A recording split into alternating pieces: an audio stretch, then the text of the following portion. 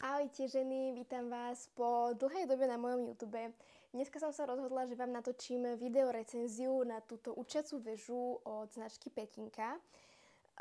Rozhodla som sa to natočiť pretože si uvedomujem, že učiaca väža je trošku drahšia položka a celkovo predchádza tomu nejaké väčšie rozhodnutie, či naozaj do takéto nejaké väže ideme. A my sme sa teda rozhodli pre značku Petinka, ktorá patrí medzi tie drahšie učiace väže, ale ja vám chcem v tomto videu práve ozrejmiť, že za akého dôvodu tá väža má takúto cenu a aké možnosti a varianty Petinka prináša a vlastne prečo to za mňa stojí za to do toho investovať. Takže poďme rovno na to. My sme sa teda rozhodli pre Petinku, pretože keď som si robila prieskum učiacich väží na našom trhu, tak Petinka za mňa jednoznačne vyhrávala bezpečnosťou a celkovou praktickosťou a celkovým imidžom. A hlavne sa mi extrémne páčilo to, že je v tom zahrnutá táto vlastne interaktívna stena, ktorú si vy sami viete prispôsobiť, navoliť a tak ďalej. Takže toto bolo jeden z dôvodov. Neskôr, teda, keď som si o tom študovala ešte hlbšie, keď už som bola viac menej rozhodnutá pre Petinku, ale chcela som možno ešte nejaké väčšie argumenty, tak som vlastne zistila, že Petinka naozaj patrí medzi najbezpečnejšie väže, alebo respektíve je najbezpečnejšou väžou na našom trhu a to hneď z niekoľkých dôvodov, ktoré vám teraz idem povedať. Táto väža je bezpečná už pre malinké detičky, ktoré sa ešte len začínajú učiť stáť. A to z dôvodu, že na každej strane vlastne táto väža obsahuje, alebo teda má takéto bezpečnostné steny. My na jednej strane, môžem vám to ukázať takto rovno, teraz už tú stenu nemáme, dali sme ju dole, pretože Oliverko tade vchádza, ale keď máte malé dieťatko, ktoré ešte nevie same chodiť a nevie same vliecť do tej väže, tak práve toto je obrovským plusom, že vám to dieťa z tej väže nevypadne, pretože bežné väže vlastne majú iba takú základnú konštrukciu a schodníky zozadu a nemávajú väčšinou tej väže vlastne tieto bezpečnostné steny na boku. Čiže väčšinou sú tie väže vhodné až pre deti, ktoré už vedia dosť bezpečne stáť a hlavne bezpečne už chodiť, aby vlastne tam sa udržali, aby do toho vedeli vliecť. Tuto do tejto väže viete dať aj dieťatko, keď ho vydáte normálne z vrchu, ktoré sa ešte len učí stáť, takže viete, že vám nevypadne, že aj keď stratíte to dieťa rovnováhu a spadne, tak poprvé v tejto väži je dosť veľa priestoru, že aj keď dieťa stojí a spadne, tak v pohode si sadne a neudrie sa, lebo je tam naozaj dosť veľa priestoru vnútri v tej väži a vlastne nevypadne vám to dieťa, pretože sú tam tie dve steny. Takže to je podľa mňa skvelý bezpečnostný prvok a super na tom je, že si tú väžu viete prispôsobovať, čiže najprv budete mať takúto zavretú, potom keď dieťa vám začne loziť, začne vám chodiť a bude chcieť už samé do tej väže vstupovať, ako napríklad teraz už Oliverko, tak vlastne dáte jednu stenu alebo kľudne obidve. Ja som dala zatiaľ dole iba jednu tú stenu, úplne jednoducho to ide dole, sú tu tam také malé šrobíky, ktoré proste z boku vyťahnete a potom to dieťa týmito schodíkmi vie vlastne jednoducho vchádzať do tej väže. Respektíve nie sú to schodíky, je to rebrík. Tak, je to veľký rozdiel, pretože bežné učiace väže mávajú vlastne schody, ktoré majú zozadu. Väčšinou tie učiace väže sú, ja mám tu tam nejaké obrázky, klasická konštrukcia, zozadu sú schody. Nie každé dieťa hneď vie chodiť po schodoch. To je jedna vec. Čiže pre mnohé deti to hneď není vhodné vlastne, aby do toho vstupovali, lebo nevedia chodiť po tých schodoch.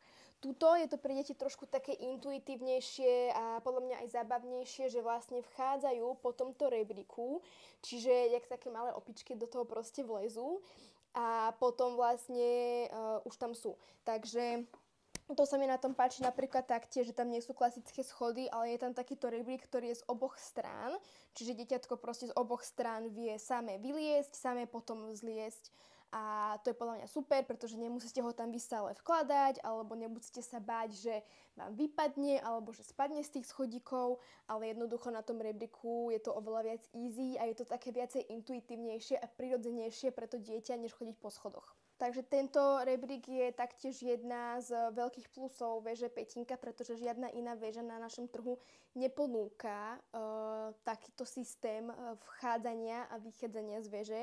Všetky iné veže majú schody. Petinka je jediná na trhu, ktorá poskytuje práve väžu s týmito rebrinami alebo s týmto rebríkom a podľa mňa ja si myslím, že to je oveľa bezpečnejšie a oveľa praktickejšie, že Oliverko si tam proste stále chodí hore-dole a je to úplne v pohode.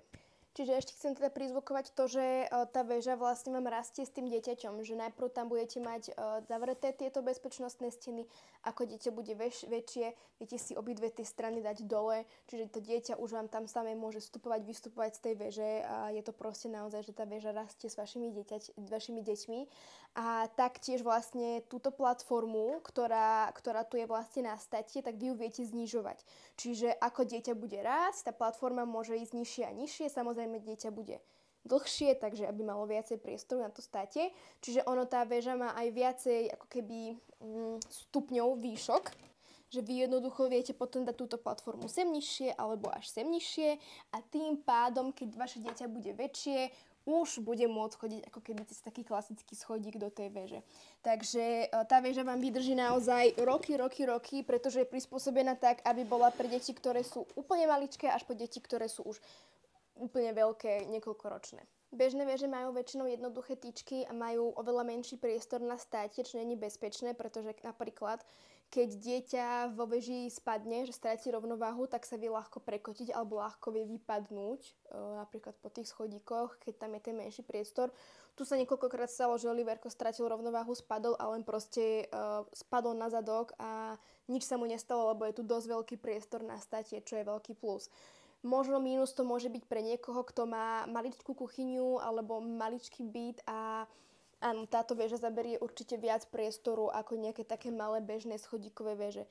Takže samozrejme treba brať do úvahy aj to, či na tú väžu máte priestor, kde ju môžete dať a či vlastne ju v tom zmysle teda využijete. Hej? Lebo ak priestor nemáte, tak áno, bude pre vás lepšia nejaká maličká väža, len treba tam potom dávať naozaj pozor na tú bezpečnosť, pretože napríklad stabilita tejto väže je vytvorená úplne ináč, než sú vytvorené klasické tie obyčajné väže.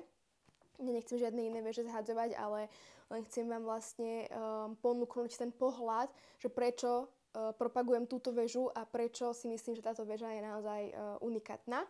A teda stabilita väže je unikátna v tom, že ona má túto dole nožičky. Čiže to znamená, že dieťa, aj keď sa nakloní, a to mi verte, že Oliver je extrémny špekulant a on sa tam nakláňa, on tam... Keby ste videli, čo on v tej veži robí, on s ňou trasie, on proste do nej búcha, tá väža sa nikdy ani že len nenaklonila a nie, že by sa v nej prekotil. Takže je extrémne stabilná a to vám vravím, on v tej veži robí riadne premety a nikdy sa neprevrátil a nikdy nebol ani náznak toho, že by sa prevrátil, čo je pre mňa extrémne dôležité, lebo keď máte presne takých špekulantov, také špekulantské deti, ako máme my Oliverka, ktorý proste, samozrejme v tom dobrom slova zmysle, on proste všetko skúma a veľmi rád proste testuje bezpečnosť niektorých vecí, veľmi rád rozoberá, čiže je taký proste, že není v tom úplne kľudný, hej, že nesetka si v tom, nestojí si v tom, ale furt v tom niečo vymýšľa. Vtedy je extrémne dôležité, aby tá väža bola stabilná, aby bola bezpečná.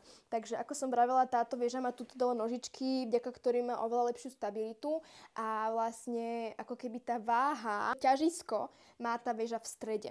Takže dieťa, aj keď sa nakloní dozadu, neprekotí sa, aj keď sa nakloní dopredu, neprekotí sa. Máme to otestované, Oliverko už má rok a 2 mesiace, čiže není úplne že najľahší, ale proste neprekotí sa. Takže to je obrovské plus a to si myslím, že je veľmi dôležité, pretože je dosť časté, že v klasických vežiach sa deti prevrátia a no potom proste neviete s takým kľudným pocitom to dieťa v tej veži nechať, lebo ja niekedy Oliverka v tej veži aj nechám, on sa napríklad medzi tým hrá s touto interaktívnou stenou a ja si niečo rýchlo idem urobiť, hej, alebo že len skočím na vecko. Keby tá väža nie je taká bezpečná, tak by som sa bála, že tam bude špekulovať a že spadne. Takže v tomto zmysle má táto väža pre mňa veľký význam. No a potom samostatná kapitola je táto interaktívna stena, ktorú si viete vy sami navoliť. Majú tam viacero možností, ktoré vlastne viete zakomponovať do tej učiacej veže. Aby ste rozumeli tomu, tak tá stena je magnetická. To znamená, že napríklad tieto ozubené koliečka majú tu vzadu magnety a jednoducho to tam takto prilepíte, hej, počkajte, teraz neviem ako, áno, takto. Čiže všetky vlastne tieto guličky alebo tieto krúžky sú magnetické, za tým je magnetická stena. Aj tieto napríklad písmenka sú magnetické, takže keď si kúpite viacej písmenok, viete si tam sa s dieťaťom nejako aj učiť a tak ďalej. Taktiež tieto veci sú úplne easy, sú magnetické, takže to je super, že to viete hoci kde proste presúvať.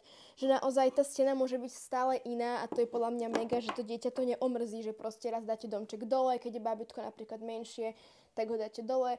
Keď bábätko je väčšie, že chcete, aby sa s tým hralo už ako keby častejšie, tak môžete dať ten domček vyššie, proste prispôsobovať to tej výške očí a tých ručičiek k tomu dieťaťu. A to dieťa to neomrzí, lebo stále to môže byť iné a prípadne môžete aj tie veci dokupovať a meniť a striedať a tak ďalej. Takže tá stena je magnetická. Petinka ponúka aj učiace veže, ktoré nemajú túto magnetickú stenu. Sú to učiace veže, ktoré sú cenovo dostupnejšie, sú za lepšiu cenu a teda majú všetky tie bezpečnostné prvky, o ktorých som vravela.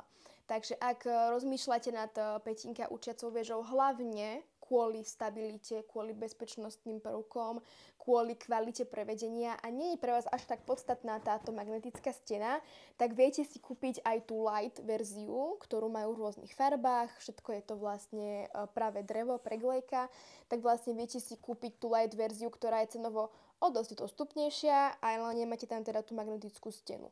Ak vám vyhovuje tá väža aj kvôli tej magnetickej stene, tak potom vlastne sa oplatí kúpiť táto full verzia, ktorá obsahuje samozrejme opäť všetky tie bezpečnostné prvky, ako keby ten základ tej veže je vždy rovnaký, akurát je tam buď tá magnetická stena, alebo je to bez magnetickej steny. My sme tú magnetickú stenu chceli, lebo vravím, využívame to.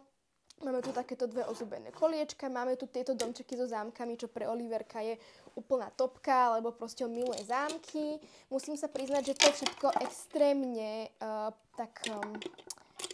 perfekcionisticky spravené. Že všetko je také pevné, nič vám tu proste nepadá, nehegle, všetko je to proste fakt, že taká masívna, kvalitná väža, aj tento domček, no máme ho trošku špinavý už, ale je to proste kvalitné drevo, nie sú tu žiadne plasty, všetko je to drevené, že naozaj je to aj zdravé.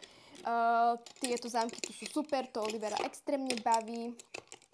Potom tu sú takéto guličky, ktoré vlastne ho bavia, že proste to je taká dráha, ktorú si tiež viete prispôsobovať hociako ako chcete. A túto dole sme si my ešte dali aj poličku, kde napríklad si ukladáme knižky, takže keď si napríklad toto dáte vyššie, tú väžu, teda tú dráhu, tak teraz mi toto nejde, to je jedno, tak proste viete tu mať z toho aj knižnicu. Takže vravím, tá využiteľnosť, ako môžete vidieť, tej veže je veľmi, veľmi široká a ako som spomínala, viete si aj dokupovať potom tieto určité veci do toho a majú tam, videla som, že aj nejaké také veci, že také, ako sa tomu povie, spínače všelijaké, čiže je to proste taká activity board, čo je super. Takže ja túto väžu hodnotím veľmi kladne, vedia vám ju vlastne poslať normálne aj kuriérom, poštou, čiže príde vám nezložená, ten návod v nej je veľmi jednoduchý, že myslím si, že v pohode aj žena to vie postaviť, je to postavené rýchlo a ako som spomínala, tá väža je veľmi dlho využiteľná, čiže ja som nastavená tak, že túto väžu proste budeme mať pre všetky naše deti, ktoré budeme mať, lebo viem, že tá väža je kvalitná, je urobená z kvalitného dreva, je masívna, je pevná, že vidím, že tá väža vydrží dlho, berem to ako investíciu, že jednoducho za tú cenu to budem mať pre niekoľko detí, nestane sa, že proste sa tej väži niečo stane, že sa zničí, že sa v tom dieťa prevráti a tak ďalej. Takže toto je asi všetko z mojej recenzie. Ja musím povedať, že som naozaj extrémne vďačná za to, že sme sa pre Petinka väžu rozhodli. My máme od Petinky aj piklerový triangel, ktorý sme kupovali ešte pred tou učiacou väžou. A taktiež sa mi veľmi páčilo to, ako bol spravený, ako bol taký perfekcionisticky vymyslený, veľmi pekný, veľmi minimalistický. Celkovo sa mi páči, že aj táto ich väža je taká minimalistická, že sa proste hodí do tej domácnosti. Není to nič extrémne detské, infantilné, ale proste je to normálne krásny kúsok nábytku v domácnosti. Takže Petinka je naozaj super, vyrábajú to na Slovensku, sú to ľudia, ktorí to robia, lebo ich to baví. Ja veľmi rada takéto firmy podporujem. Takže ak by ste mali nejaké otázky, tak kľudne sa pýtajte dole v komentároch, ja vám na to samozrejme odpoviem. Ak nebudem vedieť odpovede ja, tak vám odpovie Petinka, spýtam sa ich na tie otázky, ktorým ja vedieť odpovedať nebudem. No a verím, že vás táto moja recenzia presvedčila o kúpe učiacej veže Petinka, pretože si myslím, že to vôbec neľutujete a áno, uznávam, že je to väčšia investícia, stojí to pár stovák eur, ale vydrží vám to roky a myslím si, že tá investícia bude fakt stať za to. A ako som spomínala, ak je pre vás tá verzia možno s touto stenou príliš drahá, tá stojí myslím okolo 400 eur, tak si viete kúpiť lacnejšiu verziu, ktorá je bez tej aktivity steny. A princípy a všetky vlastne bezpečnostné prvky učiacej veže sú v nej aj tak zachované. Takže sa majte krásne, verím, že sa vám to páčilo, že vás to bavilo a ako som spomínala, kľudne dávajte nejaké otázky do komentárov. Budem rada, ak si Petinka učiacu vežu kúpite, ak s ňou budete spokojné a ak budete mať trošku viacej radosti z parenia a z pripravovania vecí v kuchyni, pretože ja som vlastne tú učiacu vežu chcela hlavne preto, lebo ja keď som varila, tak Oliverko non-stop sa chcel pozerať, čo robím. Chcel byť na linke a chcel to všetko sledovať, pomáhať mi. No a dokým sme nemali učiacu vežu, tak to bolo také, že som ho stále musela mať na rukách alebo v nosiči. V nosiči sa mu potom už tiež nepáčilo. Teraz v tej učiacej veži fakt ja si varím aj pol hodinu a on proste stojí, pozerá sa, ja mu vždy podám nejaké jedlo, on pritom si niečo chrumka, niečo mi akože pomáha, hej. A sleduje to všetko a je to podľa mňa skvelé, lebo aj vlastne sleduje, čo robím, učí sa pritom nejaké také základy varenia, starostlivosti o domácnosť, takže ja si myslím, že aj pre to dieťa to má obrovskú hodnotu. Tak sa majte krásne a ahojte.